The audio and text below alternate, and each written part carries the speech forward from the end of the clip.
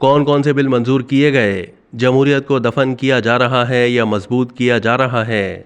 शहबाज शरीफ और चौधरी निसार पिंडी और मरी के चक्कर क्यों लगाते थे? नवाज शरीफ उन्हें किस बात का ताना देते थे? मजहर अब्बास का कॉलम। सीनियर सहाफ़ी और तजिया निगार मजहर अब्बास ने गुज़िश्ता रोज़ यानी 9 अगस्त को अपने कॉलम बउनवान जमहूरियत के आखिरी अय्याम में मुल्क के मौजूदा हालात का माजी के चंद अहम तरीन वाक़यात और इशूज़ से मवाजना किया है। वो लिखते हैं कि आज से 43 साल पहले 9 अगस्त 1980 को सिविल अस्पताल कराची में एक तशद्दुद लाश पुलिस और कानून नाफिज करने वालों की हिफाजत में लाई गई। उस दौरान अस्पताल के इर्द गिर्द सिक्योरिटी बढ़ा दी गई। जिस डॉक्टर ने मौत की तस्दीक की वो खुद अपने ज़माने में NSF तलबा तंजीम से वाबस्ता रहा था। गो के पुलिस ने मरने वाले का नाम कुछ और बताया, मगर डॉक्टर पहचान गया कि वो नज़ीर अब्बासी ही था, जो हसन नासिर का पैरोकार यानी बाएं बाजू के नज़रिए पर साबित कदम रहने वाला। एक को तो अयूब के दौर में शाही किले में मार दिया गया, दूसरे को जनरल ज़ियाउल हक के दौर में।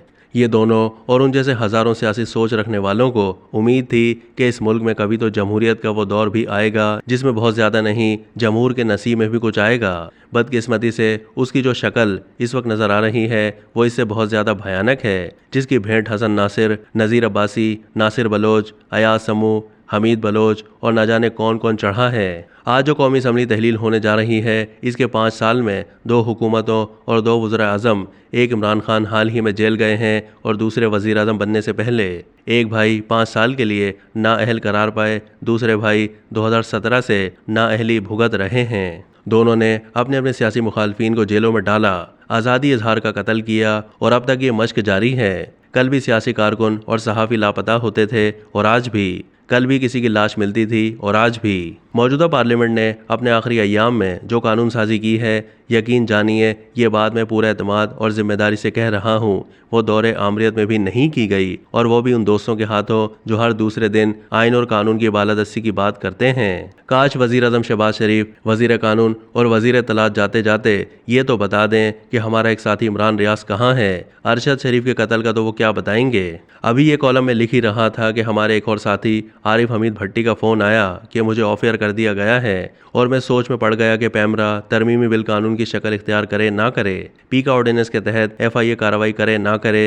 इस नामालूम सेंसरशिप का जवाब है किसी के पास? किसका नाम लेना है, किसका नहीं, किसकी आवाज़ म्यूट होनी है और किसको ज़्यादा पब्लिसिटी देनी है, किसको नहीं। ये ज़िया और मुशर्रफ की सेंसरशिप से कम नहीं। जनरल रिटायर्ड परवेज़ मुशर्रफ एक आमिर थे। अयूब खान, याह्या खान, ज़िया जैसे जिनकी हुकूमत ही गैर आइनी हो, उनको हक़ हुक्मरानी कैसा? सेंसरशिप, इजहार राय पर पाबंदी खिलाफ तवक्को नहीं होती ऐसे अदवार में। मगर इस दौर में कुछ ऐसे कवानीन बने जिसे आने वाले जमहूरियत पसंदों ने पसंद किया, मसलन ख़वातीन और अक़लियत की नशिस्तों में इजाफा, freedom of information act, press council का क़याम और निजी चैनल्स के लाइसेंस, जिसका पस मंज़र कारगिल में मीडिया के महाज पर शिकस्त भी थी। उस दौर में अगर सहाफ़ी हयातुल्लाह और न जाने कितने सहाफ़ी और कैमरामैन शहीद हुए तो जमहूरियत में न उनकी तहकीकाती रिपोर्ट्स मंजर आम पर लाई गई, न ऐसे वाक़यात को रोकने के लिए खातिर ख्वाह इंतज़ाम हुआ। एक सहाफ़ी कमीशन बना था जो मरकज़ में तो कानून साजी के बावजूद ना बना, मगर कम अज़ कम सिंध में बगैर किसी बजट के बन ही गया। अब इस दौरे जमहूरियत की कानून साजी पेश खिदमत है। मिलिट्री कोर्ट सिविलियन का ट्रायल कर सकती हैं, जायज़ करार।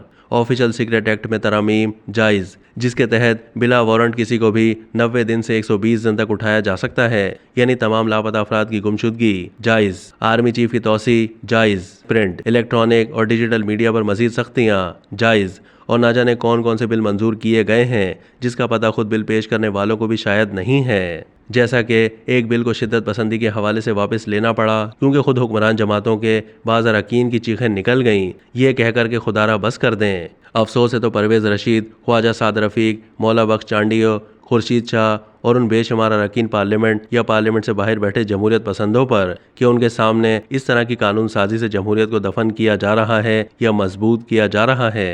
बकौल एक मोतबर सियासतदान फरहतुल्लाह बाबर, क्या किसी वज़ीर आज़म की नाअहली पर भी मिठाई खाई जा सकती है? कल नवाज शरीफ नाअहल हुए तो इंसाफीन ने वही हरकत की जो आज लीगी कर रहे हैं। यही कुछ 80 और 90 की दहाई में होता था जब 58(2)B की तलवार चलती थी। उस वक्त भी कहा था, चराग सबके बुझेंगे, हवा किसी की नहीं। अब वज़ीर आज़म शहबाज शरीफ कहते हैं कि मुझे ये ताना दिया जाता है कि मैं इस्टेब्लिशमेंट का आदमी हूँ, और वो ये भी कहते हैं कि मुझे उसकी कोई परवाह नहीं। मुझे तो नहीं पता कि ये ताना कौन देता है, बस इतना पता है कि दौरे नवाज शरीफ में मियाँ साहब की मर्जी से या बिना मर्जी शहबाज शरीफ और गुमनाम साबिक वजीर दाखिला चौधरी निसार अली खान कभी पिंडी कभी मरी के चक्कर लगाते थे और इन दोनों ने ही मियाँ साहब को जनरल परवेज मुशर्रफ को आर्मी चीफ लगाने की तजवीज़ दी थी, जिसके चंद महीने के बाद ही खुद मियाँ साहब उन्हें यह ताना देते थे कि ये उन दोनों की चॉइस था।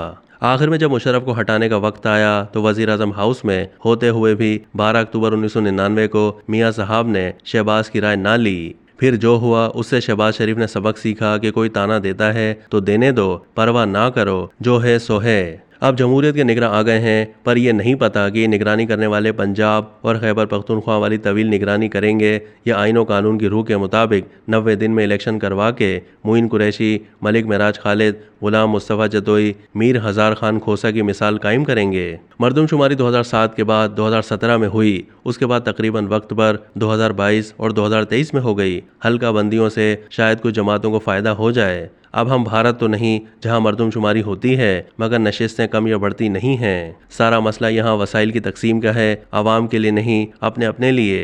रह गई बात फ्री और फेयर इलेक्शन की तो हुजूर हसरत ही रही और रहेगी। 1977 से 2023 आ गया है, मैच तो फिक्स होता है। अब हमारे मियाँ साहब भाई की हुकूमत में तो आए नहीं, देखते हैं निगरान पर उन्हें एतमाद होगा कि नहीं। अब तक के लिए इतना ही। मज़ीद मालूमात के लिए डेली जंग के यूट्यूब चैनल को सब्सक्राइब कीजिए।